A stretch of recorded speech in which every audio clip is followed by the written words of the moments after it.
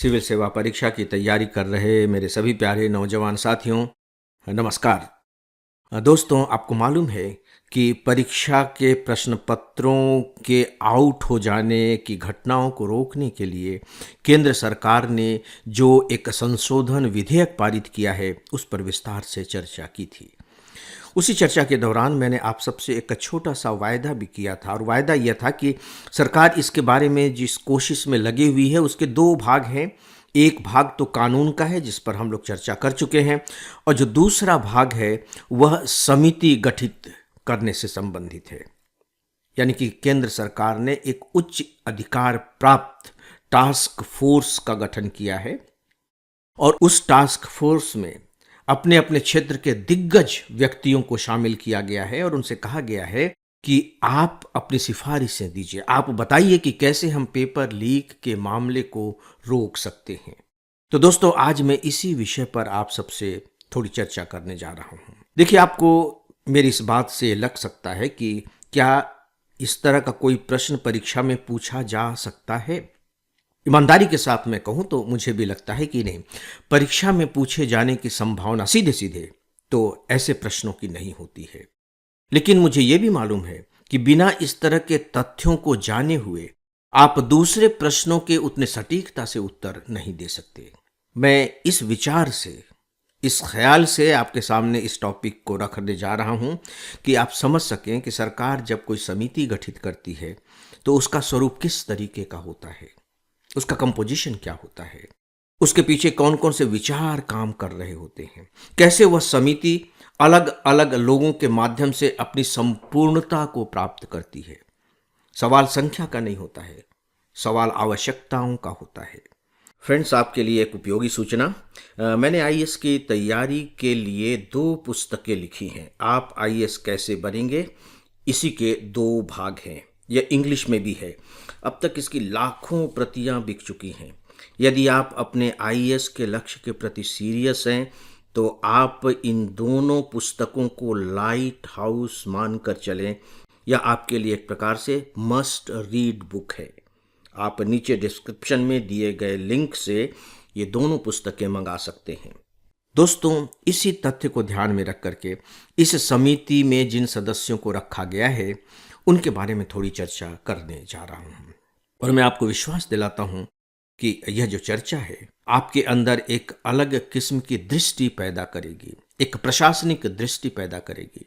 और साथ ही साथ जो हमारी अन्य संस्थाएं होती हैं, चलिए समिति तो एक बात है, जहां तक कि संस्थाएं भी होती हैं, उनके गठन के स्वरूप को, उसके चरित्र को और उसके पीछे जो सिद्धांत काम कर रहे होते हैं, उन्हें आप बारीकी से समझ सकेंगे।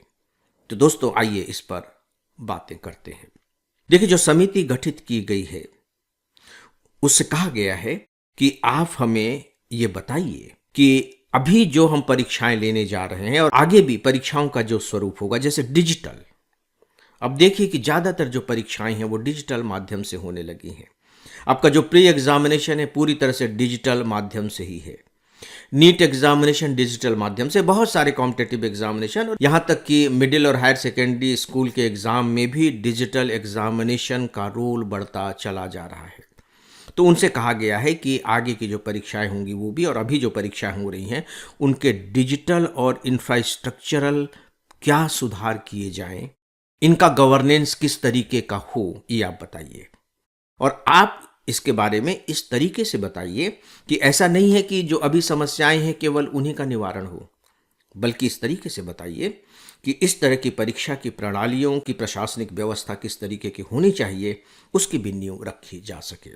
तो आप ये मान करके चलिए कि शिक्षा के लिए इनकी यह सिफारिश अपने आप में बहुत ज़्यादा महत्व रखेगी और भविष्य के नींव का काम करेगी। दोस्तों, इसके जो हेड बनाए गए हैं वे हैं नंदन नीलेकणी। जानते हैं आप, इन्फोसिस के सह संस्थापक हैं, और सबसे बड़ी बात यह है कि हमारे पास जो आज आधार कार्ड है वह, उसका श्रेय, उसके पूरे के पूरे जो शिल्पकार रहे हैं वे नंदन नीलेकणी जी ही रहे हैं। तो वे इस समिति का नेतृत्व करेंगे और हमारा जो आधार कार्ड है वो दुनिया का सबसे बड़ा डिजिटल इंफ्रास्ट्रक्चर माना जाता है। तो उनके पास इसे तैयार करने का एक ज़बरदस्त अनुभव है। तो यहाँ आप डिजिटल वाला मामला देख रहे हैं। इसके बाद जो दूसरे सदस्य हैं वे हैं एस सोमनाथ। आप इसरो के पूर्व अध्यक्ष रहे हैं, एस सोमनाथ। और दोस्तों जो एस सोमनाथ हैं, इनके ही नेतृत्व में भारत ने चंद्रयान-3 और आदित्य L1 जैसी अंतरिक्ष सफलताओं को प्राप्त किया है। यानी कि टेक्नोलॉजी में इनको भी महारत हासिल है। तो आप देखिए कि ये जो दो सदस्य हैं पूरी तरह से टेक्नोलॉजी से जुड़े हुए सदस्य हैं और इन्होंने अपने आप को प्रूफ किया है। जो तीसरे सदस्य हैं दोस्तों वो हैं तपन डेका। ये पूर्व निदेशक हैं इंटेलिजेंस ब्यूरो के। ये 88 बैच के आईपीएस ऑफिसर हैं। अब आपको लग सकता है कि इसमें आईपीएस ऑफिसर की क्या जरूरत थी, या आप ये सोच सकते हैं कि नहीं, चूंकि सिविल सर्विस एग्जामिनेशन का भी इससे संबंध है, इस तरह के डिजिटल एग्जामिनेशन से, इसलिए इनको रखा गया है। नहीं, मैंने शुरू में क्या कहा था कि ये फॉर्मर डायरेक्टर हैं इंटेलिजेंस ब्यूरो के। इंटेलिजेंस ब्यूरो यानी कि इनके पास हमारे देश की जो आंतरिक सुरक्षा है और जो काउंटर टेररिज्म है उनकी बहुत बड़ी विशेषज्ञता है। और ये जो तपन डेका जी हैं, ये परीक्षा प्रक्रिया की सुधार और इंटेलिजेंस नेटवर्क को कैसे मजबूत बनाया जाए इसके बारे में अपना कंट्रीब्यूशन करेंगे। दोस्तों जो अगले मेंबर हैं वे हैं प्रोफेसर वी कामकोटी, जो आईआईटी मद्रास के निदेशक है, आईआईटी मद्रास के। इन्होंने क्या किया है, ये कंप्यूटर वैज्ञानिक हैं। दोस्तों हमारे यहाँ जो स्वदेशी माइक्रो प्रोसेसर शक्ति विकसित की गई है उस टीम के आप प्रमुख रहे हैं। तो इस रूप में इनका क्या कंट्रीब्यूशन होगा, ये परीक्षा प्रणाली में हमारी आधुनिक व हैक प्रूफ तकनीकी के इस्तेमाल पर सुझाव देंगे।